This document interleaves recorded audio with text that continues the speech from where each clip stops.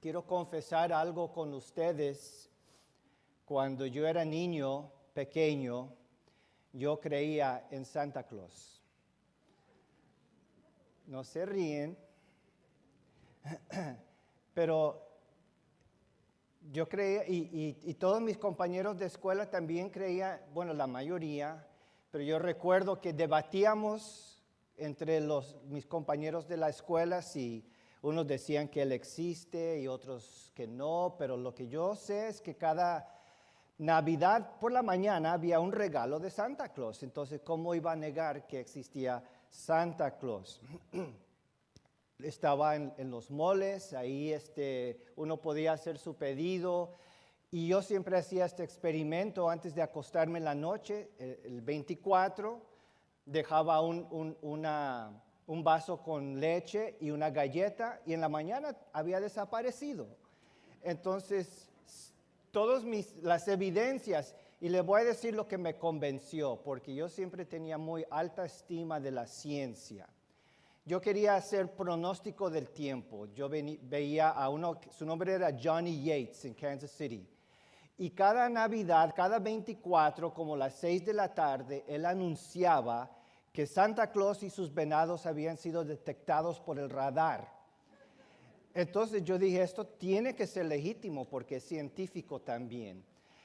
Bueno, al crecer aprendí la triste realidad que me habían mentido. Una broma, no sé, pero supe que era mi papá que tomaba la leche y la galleta y regalaba. Pero ¿saben qué? Después de que aprendí que Santa Claus no existe, realmente esto no tuvo un gran impacto en mi vida, porque realmente no fue una parte importante de mi vida. Aprender que es una leyenda, que Él es un mito. Lamentablemente, muchas personas, y especialmente jóvenes, están abandonando su fe, no en Santa Claus, pero en Dios mismo. Y están llegando a la conclusión que Dios también es una leyenda, es un mito, que aprendieron de niños, que les enseñaron, pero al crecer uno puede abandonar la fe en Él sin mucho impacto en su vida, porque realmente Él es solamente una leyenda. ¿Por qué esto hoy en día? Porque es muy popular y en las escuelas se están enseñando filosofías como el materialismo, que el naturalismo, que la ciencia tiene todas las respuestas y si algo no puede ser detectado, si algo es invisible, no se puede palpar, no puede ser estudiado en un laboratorio, no existe, realmente no existe. Todo puede ser explicado sin postular la necesidad de un Dios. Y quiero compartir con ustedes hoy en día que yo pasé por esta crisis de fe de joven. Y yo lo recuerdo como si fuera la semana pasada. Estar sentado en la clase de biología en Tonganoxie, Kansas. Yo creo que nadie ha escuchado de ese lugar. Ahí yo crecí, Tonganoxie, Kansas. Y el profesor de biología, el profesor Wallace, dijo lo siguiente, yo recuerdo sus palabras: la Biblia ha sido refutada por la ciencia. Los científicos ya demostraron en el laboratorio la manera que la vida comenzó a través de procesos naturales sin necesidad de la intervención de un Dios. Ahora bien, la Biblia está llena de mitología y cuentos bonitos que tienen significado para algunos.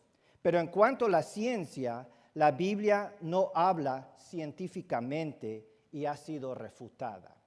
Y yo recuerdo que estas palabras tuvieron un gran impacto en mi vida porque yo era de los niños que leían libros de ciencia en el autobús escolar. Mientras todos estaban tirando, yo tenía alta estima de la ciencia. Y desde ese momento empezó a haber en mí una duda sobre la existencia de Dios. Y esta duda se empezó a reflejarse en mi estilo de vida. Porque al crecer y entrar al colegio, yo me aparté de la iglesia, dejé de asistir a la iglesia, dejé de la oración, dejé de la Biblia. Pero de una manera, con mis dudas, con todas mis dudas, había algo en mi ser interior que en cualquier tiempo de peligro o temor, yo sabía que tenía que existir un Dios. Y cuando Dios me llamó y yo nací de nuevo a la edad de 24 años, y yo respondí al llamado de Dios, entonces yo empecé una investigación a ver las bases, a ver si el profesor Wallace tenía razón. ¿Cuáles son las bases para creer en Dios, para creer en la palabra de Dios, para creer en la Biblia? Y esta investigación continúa hasta el día de hoy. Continúo investigando, pero quiero decir que no se basa en la duda. Yo sé que Dios me llamó y yo sé que he tenido un encuentro con el Señor Jesucristo que cambió mi vida. Y estas investigaciones que yo hago están confirmando la Biblia y afirmando la existencia de Dios y la veracidad de la Biblia.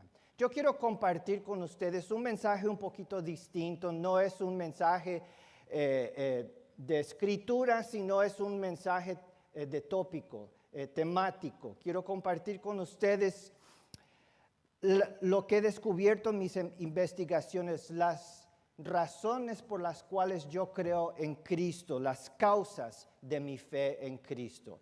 Y número uno, voy a compartir con ustedes, yo creo en Dios por la evidencia que Él ha dejado en la creación. Yo creo en Dios por la evidencia. Él ha dejado sus huellas. A pesar de que Dios es invisible, ha dejado sus huellas, sus evidencias. Pablo dice esto en Romanos 1:18, cuando dice, porque la ira de Dios se revela desde el cielo contra toda impiedad e injusticia de los hombres que detienen con injusticia la verdad. Porque lo que de Dios se conoce les es manifiesto, pues Dios se lo manifestó.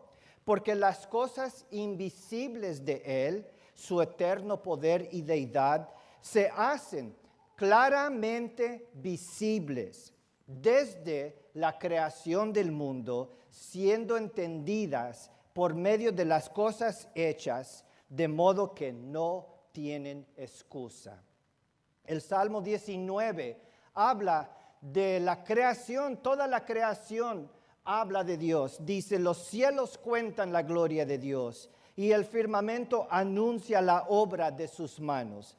Un día emite palabra a otro día y una noche a otra noche declara sabiduría. No hay lenguaje ni palabras, ni es oída su voz. Por toda la tierra salió su voz y hasta el extremo del mundo sus palabras. Y como leímos al principio, dice el necio en su corazón, no hay Dios. Entonces lo que yo trato de hacer es imaginar un mundo donde Dios no existe. Trato de entrar en los pensamientos del ateo para tratar de saber cómo él puede explicar en qué mundo vive esta persona.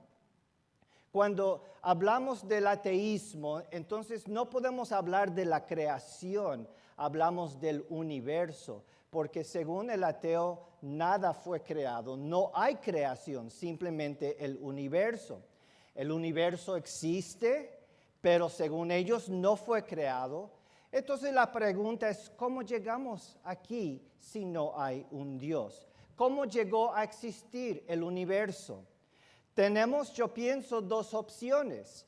Podemos pensar que el universo siempre ha existido y no hubo ninguna necesidad de un creador porque el universo es eterno y siempre existe.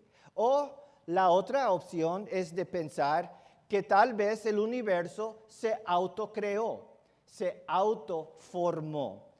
Pero quiero decir que toda filosofía, toda religión, todo libro sagrado en el mundo que existe tiene que traer una explicación primordialmente por qué existimos, por qué estamos aquí, cómo llegamos a vivir aquí. Y una versión pienso que es un poquito sarcástica. Esta versión explica así, de esta manera. En el principio eran las partículas. Y las partículas, de alguna manera, se convirtieron en seres vivos, complejos. Y los seres imaginaron a un Dios, pero luego descubrieron la evolución. Entonces eso es bastante sarcástico porque es escrito por un pastor, pero expresa la idea. En el principio había ¿qué? Las partículas, pero ¿de dónde vienen las partículas? Entre todos los libros religiosos sagrados que hay en el mundo, solo la Biblia postula que la materia y todo lo que existe fue creado por Dios, un Dios trascendente, eterno, todopoderoso. En el principio, dice la palabra, creó Dios los cielos y la tierra. Los científicos del siglo pasado resistieron esta idea y ellos optaron por la primera opción, que el universo es eterno, siempre ha existido. Entonces, bastantes científicos estaban totalmente comprometidos a esta idea, un universo en equilibrio, estático, nunca llegó a existir porque siempre ha existido. Se llama la teoría del estado estacionario. Pero dos científicos derrotaron por completo estas ideas y demostraron lo opuesto, que el universo tuvo un comienzo. Estos dos científicos, pienso que ustedes han escuchado de uno de ellos, Alberto Einstein. Sí, han escuchado de él, muy famoso, ¿verdad? Y él haciendo sus ecuaciones en el pizarrón, haciendo sus pensamientos, sus ecuaciones de relatividad, y encontró la implicación que el universo no está en estado de equilibrio, sino está en expansión, según la matemática que él estaba mirando, las ecuaciones de relatividad. Y cuando él se enteró de esto, quedó bastante desconcertado Alberto Einstein, porque era uno de los que pensaban, el universo no puede estar en una situación de expansión dinámica, porque eso implica un comienzo, y eso no puede ser. Entonces, ¿saben ustedes lo que hizo Alberto Einstein? En sus ecuaciones de relatividad agregó un constante que lo llamó el constante cosmológico para detener la expansión. Y dijo, no, voy a poner fin a esta expansión. Agregó su constante cosmológico. Después dijo, este fue el error más grande de su vida, porque todas las evidencias están implicando que el universo está en expansión. Y si el universo está en expansión, ni siquiera Alberto Einstein podría detener esa expansión, o lo que implica que el universo tuvo un comienzo. El segundo científico, Edwin Hubble, un gran astrónomo muy reconocido, y cuando él dirigió sus telescopios, sus aparatos a las galaxias lejanas, encontró que el espectro de luz de cualquier galaxia está desplazado hacia la dirección roja. En otras palabras, no importa en qué dirección estamos mirando, todo se está alejando de nosotros. El universo está en expansión. Y los científicos estaban atónitos. Solo la Biblia, de todos los libros sagrados, afirma la verdad que ellos renuentemente descubrieron. En el principio creó Dios los cielos y la tierra. Y por lo tanto, un astrónomo dijo lo siguiente: para el científico que ha vivido de su fe en el poder de la razón, la historia termina como un mal sueño. Ha escalado las montañas de la ignorancia. Está a punto de conquistar la cima más alta. Mientras se levanta sobre la roca final, es recibido por una banda de teólogos que han estado sentados ahí durante siglos. Esta es lo que ellos sintieron al descubrir, después de tanta investigación, lo que los teólogos han dicho a través de la Biblia por siglos, que el universo tuvo un comienzo.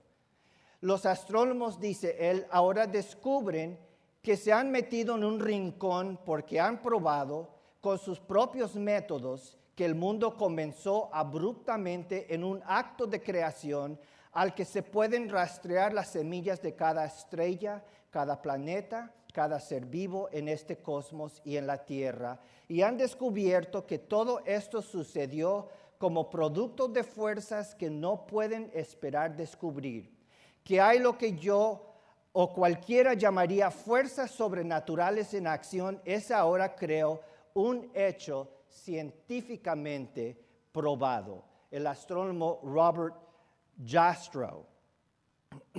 Entonces, estamos tratando de entender el ateo que dice que sigue la ciencia y la ciencia se opone a la Biblia. Yo le hago al ateo estas preguntas. Tal vez hay alguien aquí que está con las dudas de que si Dios existe o no, o tal vez conoce a algunas personas con estas dudas. Sin duda estamos trabajando con personas en las oficinas, estamos en las clases de la universidad con profesores y yo hago estas preguntas. Si no hay un creador, ¿cómo llegó a ocurrir el Big Bang? ¿Cómo sucedió esto? El comienzo del universo. Si no hay un creador, ¿cómo? A ver, ¿cuál es la explicación? ¿Realmente crees que el universo se autoformó? Porque eso es ilógico, no tiene ninguna lógica. Para el universo poder crearse a sí mismo, tuviera que existir antes de ser creado. Y eso no es posible. Entonces, no tiene lógica.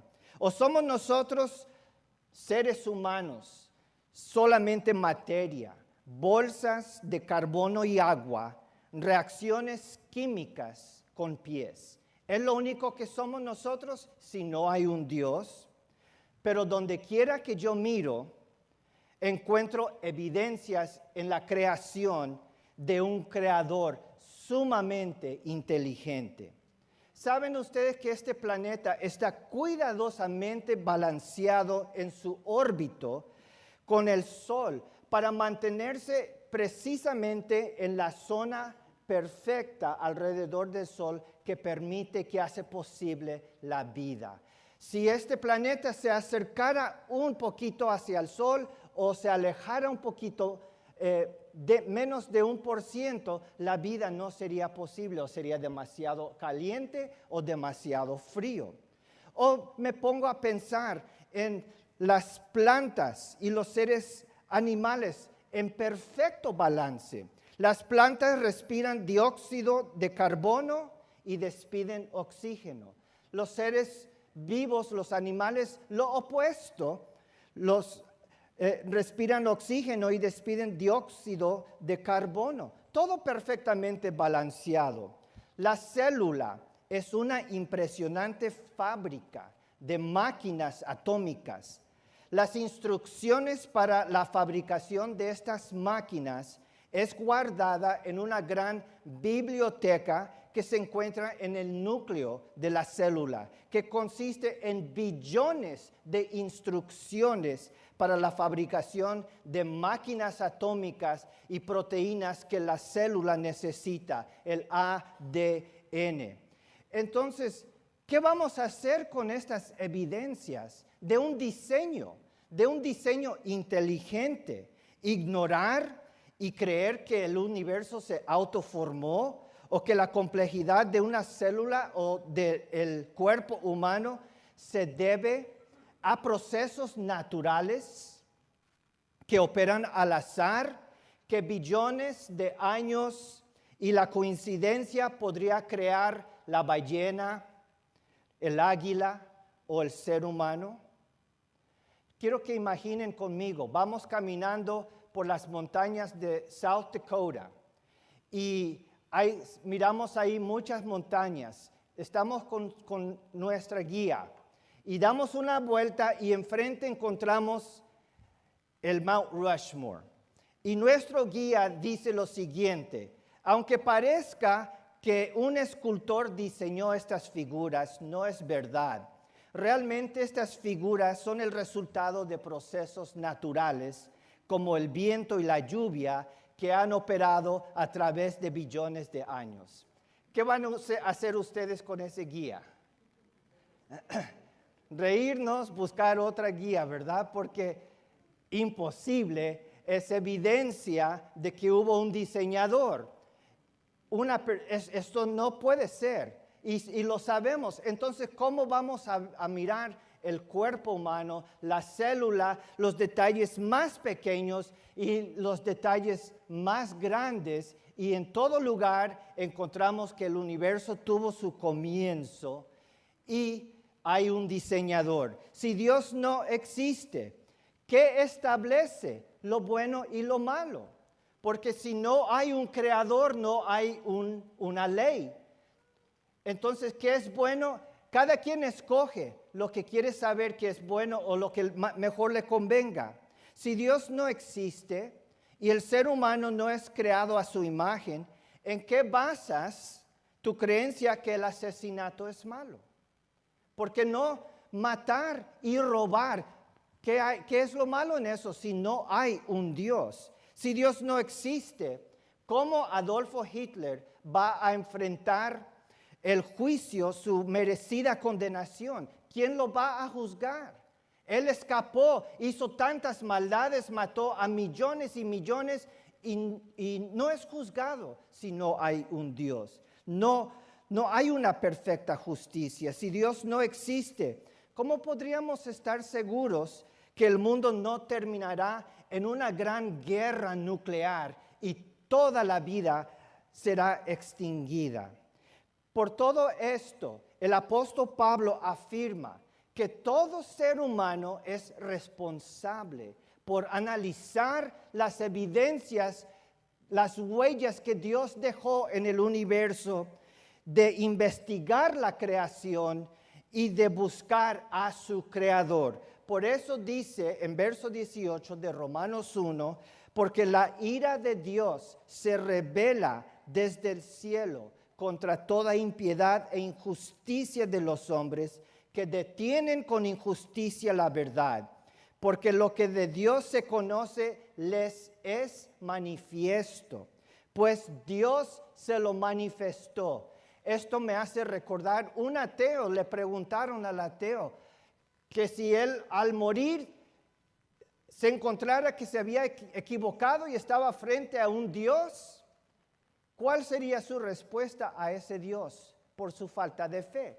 Y el ateo dijo, no hubo evidencias, insuficientes evidencias. Pero aquí Pablo dice, Dios se lo manifestó, porque las cosas invisibles de Él, su eterno poder y deidad, se hacen claramente visibles desde la creación del mundo, siendo entendidas por medio de las cosas hechas, de modo que no tienen excusa.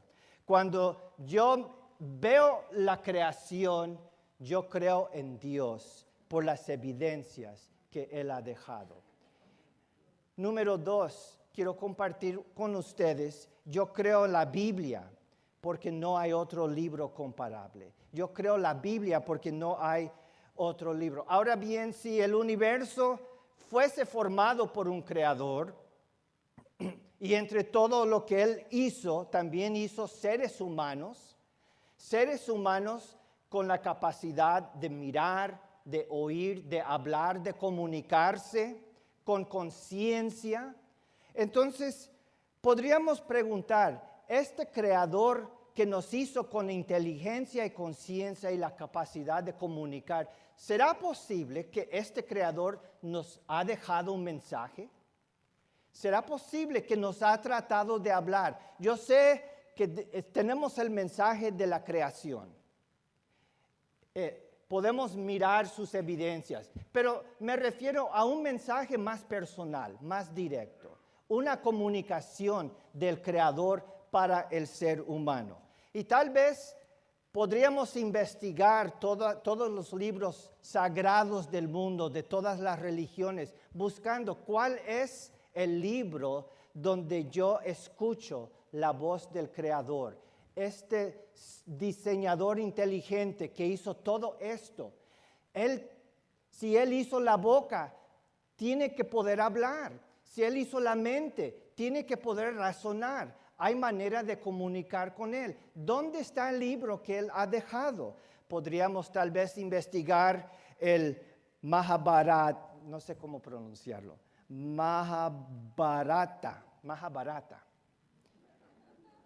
del hinduismo, el Corán, el Chung-Yung del confucianismo, Bhagavad Gita, otra vez del hinduismo, Janam Sakhis del sijismo, la Biblia. Estos son entre los libros que en el mundo se consideran libros sagrados. ¿Cuál es el libro de todos ellos que resalta y resuena la voz de ese Creador que podemos reconocerlo? Es la Biblia. La Biblia es incomparable. No se puede comparar a ninguno de estos escritos. ¿En qué sentido? Vamos a considerar, número uno, es un libro unido, escrito en 3 idiomas, hebreo, arameo y griego, en 3 continentes, África, Asia, Europa, 66 libros por varios autores a través de 1500 años. Ningún otro libro es semejante. Y consideramos los distintos autores de la Biblia. Algunos de ellos eran personas, algunos eran reyes, algunos eran personas ricas, algunos eran personas de mucho estudio, como Salomón, como David, como Lucas el médico. Pero otros de ellos eran gente sin letra, gente pobre, gente que nunca había estudiado, como pastores de ovejas o pescadores, personas como Simón Pedro, personas como Amós o como Juan.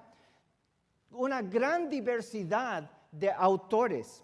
Sin embargo, en todo esto la Biblia es un libro unido que relata una historia unida. La historia de Jesucristo. Y tenemos la meta narrativa en la Biblia, la creación del universo y del ser humano, la caída del ser humano y su separación con Dios. Dios llama a un pueblo, el pueblo de Israel, para traer un Mesías. Tenemos las profecías de ese Mesías y luego el anuncio que el Mesías llegó y su obra en la cruz para reparar esa rotura entre esa enemistad que se formó en el capítulo 3 de Génesis en la cruz y la resurrección del Mesías, el anuncio de las buenas nuevas, terminando con el libro de Apocalipsis, que termina la historia y empieza una nueva historia para los siglos que vienen. Un libro como por ejemplo el libro de Hebreos, me fascina este libro porque interpreta todo el Antiguo Testamento en términos de Jesucristo. Las imágenes ilustrativas de Jesucristo. No hay otro libro comparable a la Biblia. Es un libro profético. Yo recuerdo que yo trabajé en otra compañía con un ingeniero hindú que venía de la India. Y yo le hice la pregunta, en los escritos sagrados de ustedes, esos escritos profetizan el futuro o anuncian lo que va a venir.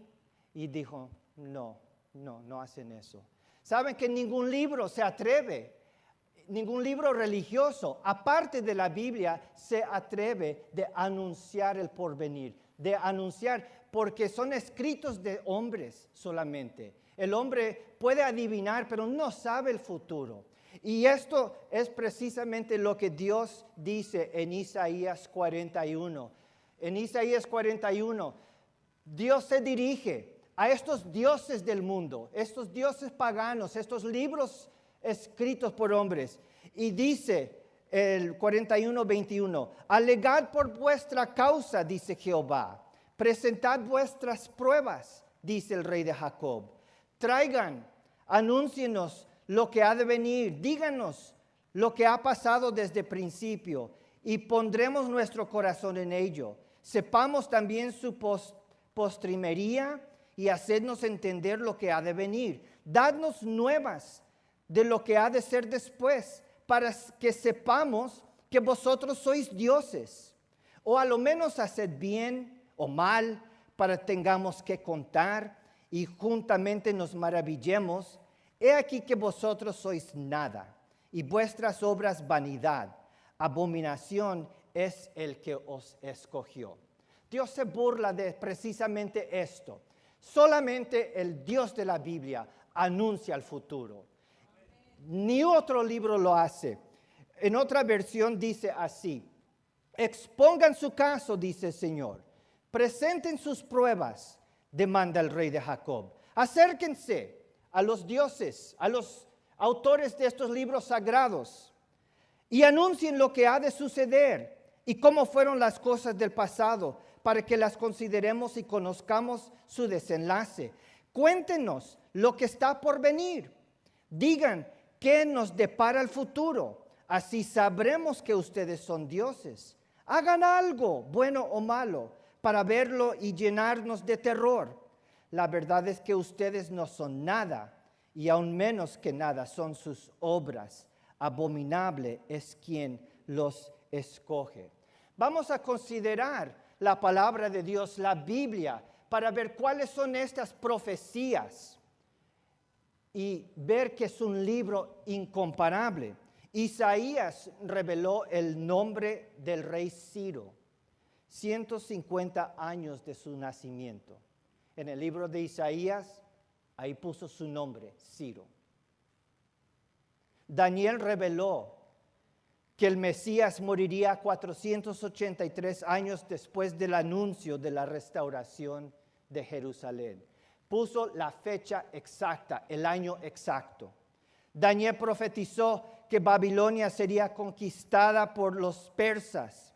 Jeremías reveló que Israel estaría en cautiverio 70 años. Moisés profetizó que los judíos serían desparramados en todo el mundo, pero volverían a su tierra en los últimos días. Esas son las noticias de hoy. Lo que Moisés profetizó lo estamos mirando. Y los judíos desparramados en todo el mundo están volviendo a su tierra. Nahum profetizó que Nínive sería destruido por fuego. Y Cristo profetizó la destrucción de Jerusalén y del templo. No quedaría piedra sobre piedra. Podemos ir, yo he ido, podemos ver las piedras abajo y no hay piedra sobre piedra. La vida, muerte y resurrección de Jesucristo fue profetizado centenares de años antes con toda precisión. Y el Antiguo Testamento nos profetizó su tribu de Judá, su nacimiento en Belén, su escape a Egipto, su juventud en Galilea, su muerte en la cruz, su sepultura en la tumba de un rico, su resurrección después de 3 días. Todo esto, 1000 años o 500 años, centenares de años antes, con toda precisión. Considera Isaías 53, que describe como si estuviéramos presentes el proceso de la crucifixión de nuestro Señor Jesucristo. Aparte, la Biblia es un libro único, es un libro científico que evita todos los errores de los otros supuestos libros sagrados. Por ejemplo, en el hinduismo hay una alegación que el mundo está sostenido por un elefante. Y el elefante está sostenido sobre una tortuga que nada en un mar de leche. Podemos reírnos, pero es muy humano, ¿verdad? Cuando las personas no tenían telescopios ni naves, trataron de imaginar, pero la Biblia evita todos estos tipos de errores. La Biblia es un libro bastante avanzado, donde la gente tenía temor de la astrología, de los planetas, de las estrellas. la Biblia denuncia a todo esto, a todas estas supersticiones. Leemos como por ejemplo las leyes de contaminación del libro de Moisés y nos maravillamos. Es como si Moisés supiera de la existencia de los microbios y de los gérmenes. Pero esto fue revelado directamente por Dios a Moisés. Él no sabía de eso, no fueron detectados hasta los 1600 y algo. Y ya hemos hablado que la Biblia es el único libro que postula que el mundo, el universo tuvo un comienzo en el principio. Es un libro poderoso, impactante y sin comparación. Billones y billones de ventas o de copias cada año distribuidas. La Biblia ha sido traducida en 2,883 idiomas y es incomparable en su poder para cambiar vidas. ¿Cuántos emperadores, reyes, dictadores lucharon para quemar y destruir la Biblia? Pero todavía aquí estamos con la palabra de Dios. Y yo encontré un solo testimonio hoy en día de una mujer, lo que ella descubrió a 14 años. Ella dice que de mala gana comencé a leer el libro de los Hechos. No quería leer la Biblia, pero en su grupo de jóvenes la obligaron. De mala gana comencé a leer el libro de los Hechos. Leí un capítulo al día durante 28 días, hasta el final de Hechos, y estaba estática. Nunca antes había leído un libro de la Biblia como ese. Solo tomaba un capítulo al día durante un periodo prolongado de tiempo. En el pasado, todos mis intentos de leer la Biblia habían fracasado. El libro de los Hechos estaba terminado, pero no quería detenerme. Fui al libro de Mateo y procedí a leer todo el Nuevo Testamento, solo leyendo un capítulo al día. Al leer la palabra de Dios constantemente día a día, algo asombroso comenzó a suceder. Algo dentro de mí comenzó a cambiar. Empecé a querer más a mi familia. Comencé a esperar tener compañerismo con los creyentes en la iglesia. Comencé a desear vivir con rectitud. Comencé a reconocer y abandonar los pecados de mi vida. Pero el cambio más importante es que comencé a conocer y amar a Dios. Por primera vez en mi joven vida cristiana, tuve una relación cada vez más profunda y profunda con mi Dios y Salvador, mi Creador.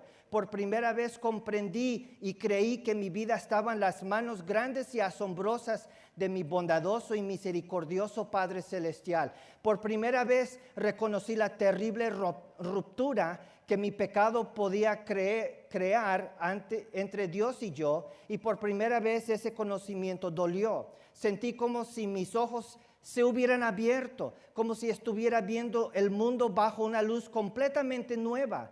Veía mi vida a través del lente clarificador, intensificador y purificador de las Escrituras. Ese es un testimonio de muchos, y muchos de nosotros podríamos decir, si no fuera por la Biblia no sería creyente, porque la Biblia impactó mi vida. ¿Tienes dudas? ¿Estás pensando abandonar la fe? Hablo especialmente a jóvenes que van a entrar a la universidad. Lee la Biblia constantemente. Yo creo la Biblia porque no hay otro libro comparable. Número 3, yo creo en Cristo porque solo Él venció la muerte. Creo en Cristo porque solo Él venció la muerte. El enfoque de la Biblia es el Señor Jesucristo. El Antiguo Testamento lo anticipa, lo predice, prepara el camino. El Nuevo Testamento anuncia su venida, su obra, su muerte, su resurrección y desglosa sus enseñanzas. En verdad yo creo en Cristo, porque en la historia nunca hubo nadie como nuestro Señor Jesucristo.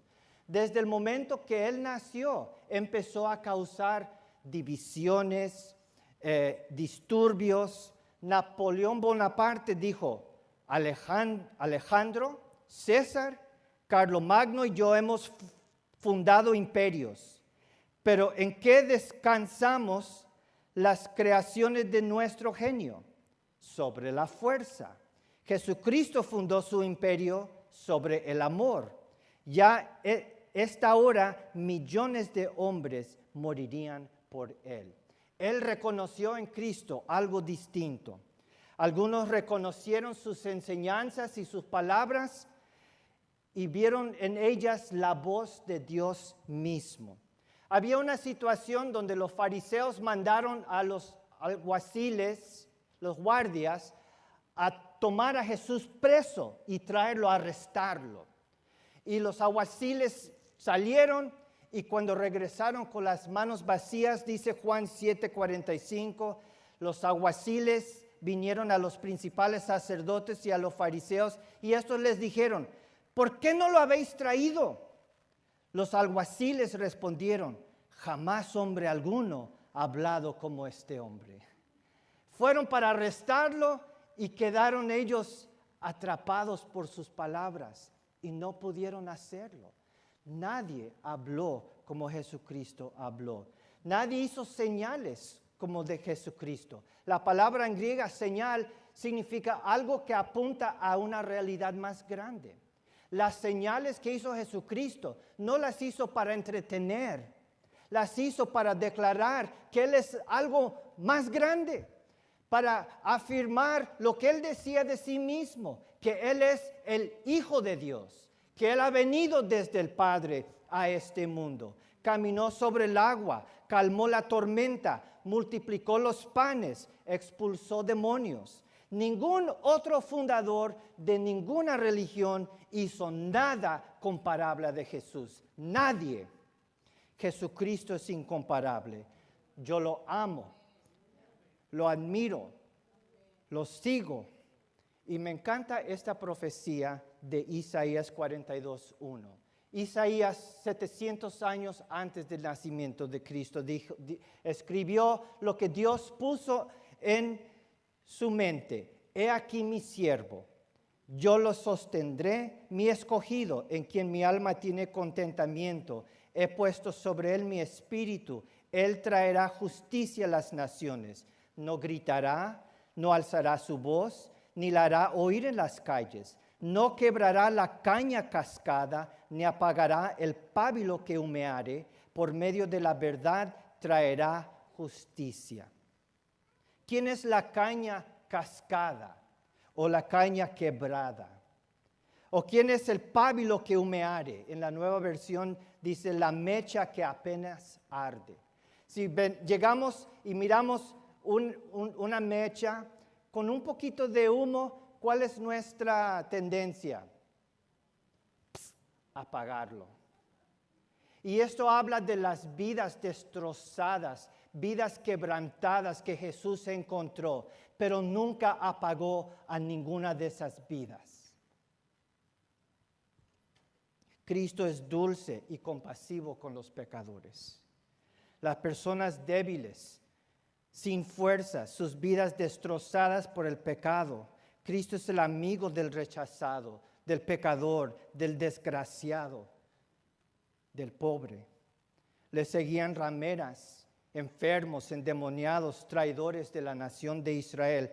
Todos ellos fueron las cañas cascadas y mechas que apenas ardían, y Cristo los elevó y los levantó. ¿Recuerdan la compasión con que Jesucristo habló con la mujer samaritana, la pecadora, o la mujer sorprendida en adulterio? Y Cristo le dijo, Juan 8:11, yo no te condeno, vete y no peques más. O recordamos su paciencia con Pedro, hasta lo restauró después de que Pedro negó haberlo conocido. ¿Quién como él en toda la historia?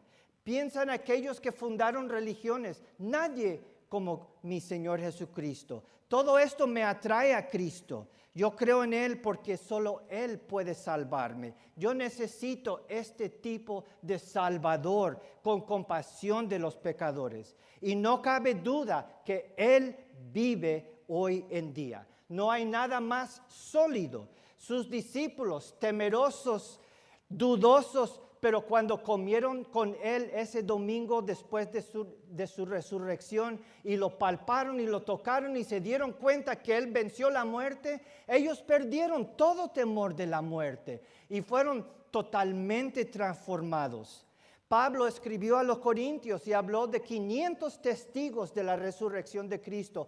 20 años después, todavía la mayoría de esos testigos estaban vivos. La tumba está vacía y muy pronto en Jerusalén se llenó de creyentes en su resurrección. Yo creo en Cristo porque nadie nunca vivió como Él. El único Mesías prometido, el único Dios encarnado en humanidad, el único obrero de milagros sobre la naturaleza, el único amado del Padre, el único unigénito del Padre, el único sacrificio para el pecador, el único conquistador de la muerte, el único Rey resucitado, Emmanuel, Dios con nosotros, profeta, rey y sacerdote, vive para siempre para hacer intercesión por aquellos que le aman y que le siguen. Yo creo en Cristo porque sé que Él vive. ¿Cómo lo sé? Lo sé porque Él me salvó a mí. Él no es un mito, no es una leyenda. No se trata de Santa Claus. Nació en tiempo de Herodes y Augusto César, son personas de la historia. Murió bajo Poncio Pilato en tiempo de Tiberio César. Cristo es mencionado por Flavio Josefo, el historiador. Es mencionado en el Talmud, presentado como uno que obra milagros. Es mencionado por el historiador romano Suetonio. Yo he visitado la casa donde él vivió con Pedro en Capernaum. He visitado la tierra de Israel y he caminado en Galilea y en Judea, lugares donde él vivió y caminó. He visto la tumba, está vacía. Estos no son cuentos, no son leyendas, no son inventos. Es el verdadero Hijo de Dios y de esto estoy convencido. Un pastor hizo este poema, Una vida solitaria. Aquí hay un hombre que nació en un pueblo oscuro, hijo de una campesina. Creció en otro pueblo, trabajó en una carpintería hasta los 30 años. Luego, durante 3 años, fue un predicador itinerante. Nunca fue dueño de una casa, él nunca escribió un libro, nunca ocupó un cargo, nunca tuvo familia, él nunca fue a la universidad, él nunca puso su pie dentro de una gran ciudad, nunca viajó 200 millas desde el lugar donde nació, nunca hizo una de las cosas que suelen acompañar a la grandeza, no tenía más credenciales que él mismo. Cuando todavía era joven, la marea de opinión popular se volvió en su contra. Sus amigos se escaparon. Uno de ellos lo negó. Fue entregado a sus enemigos. Pasó por la burla de un juicio. Fue clavado en una cruz entre 2 ladrones. Mientras moría, sus verdugos jugaron por la única propiedad que tenía en la tierra, su túnica. Cuando murió, fue puesto en una tumba prestada por la compasión de un amigo. Han pasado 19 largos siglos y hoy Él es una pieza central de la raza humana. Estoy muy cerca de la marca cuando digo que todos los ejércitos que alguna vez marcharon, todas las armadas que alguna vez fueron construidas, todos los parlamentos que alguna vez se reunieron y todos los reyes que alguna vez reinaron, juntos no han afectado la vida del hombre en esta tierra con tanta fuerza como lo ha hecho aquella vida solitaria. Creo en Cristo porque Él venció la muerte. Y número 4, para terminar, yo creo en Cristo por su gracia. Creo en Cristo por su gracia. Quiero que vean conmigo Hechos 13, 44. Hechos 13, 44. El día siguiente de reposo, se juntó casi toda la ciudad para oír la palabra de Dios. Pero viendo los judíos la muchedumbre se llenaron de celos y rebatían de lo que Pablo decía, contradiciendo y blasfemando. Entonces Pablo y Bernabé hablando con denuedo, dijeron: a vosotros a la verdad era necesario que se os hablase primero la palabra de Dios, mas puesto que la desecháis y no os juzgáis dignos de la vida eterna, he aquí nos volvemos a los gentiles. Porque así nos ha mandado el Señor diciendo: te he puesto para luz de los gentiles, a fin de que seas para salvación hasta lo último de la tierra. Los gentiles, oyendo esto, se regocijaban y glorificaban la palabra del Señor, y creyeron todos los que estaban ordenados para vida eterna. Yo les he presentado razones por las que soy un seguidor de Jesucristo. Sí creo en Dios, el Dios de la Biblia, el Santo de Israel, por la naturaleza que Él ha creado, la creación. Creo en la Biblia, es un libro incomparable. Su enfoque es Jesucristo y creo en Él porque murió en la cruz por los pecadores. He estudiado las evidencias, he considerado otras opiniones y por algún tiempo pensé que el profesor Wallace de mi clase de biología tenía la razón, pero encontré que me había mentido. Pero la Biblia no miente. Y tal vez algunos creen, wow, el pastor Mark es muy astuto, muy estudioso, él está más cerca a Dios y ha podido creer, pero yo estoy aquí con mis dudas y no puedo creer. Muchos hoy en día están abandonando la fe en Dios y en Cristo, pero Lucas relata una historia de algunos gentiles que creyeron cuando Pablo y Bernabé predicaron. ¿Y por qué creyeron? Fue que Pablo y Bernabé predicaron de una manera excelente, o fue que ellos pusieron más atención que los demás. Muchos rechazaban el mensaje con vehemencia, rebatían lo que Pablo decía contradiciendo y blasfemando, pero otros fueron convencidos y creyeron. ¿Quiénes son ellos? Dice en 13:48, creyeron todos los que estaban ordenados para vida eterna. Habían sido predestinados, elegidos. Dios obró en ellos de una manera especial. Dios les concedió a ellos arrepentimiento, les dio fe para creer. Dios abrió sus ojos. Dios les dio ojos para ver y oídos para oír. Como dice Pablo, bendito sea el Dios y Padre de nuestro Señor Jesucristo, que nos bendijo con toda bendición espiritual en los lugares celestiales en Cristo, según nos escogió en Él antes de la fundación del mundo, para que fuésemos santos y sin mancha delante de Él, en amor, habiéndonos predestinado para ser adoptados hijos suyos por medio de Jesucristo, según el puro afecto de su voluntad. Porque por gracia sois salvos por medio de la fe, y esto no de vosotros, pues es don de Dios, no por obras, para que nadie se gloríe. Yo les he presentado evidencias por mi fe, pero no puedo presumir delante de ustedes.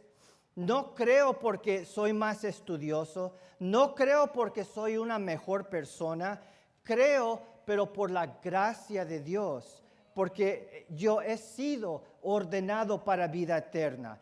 Creo porque Dios intervino en mi vida, abrió mis ojos ciegos, me dio un corazón nuevo.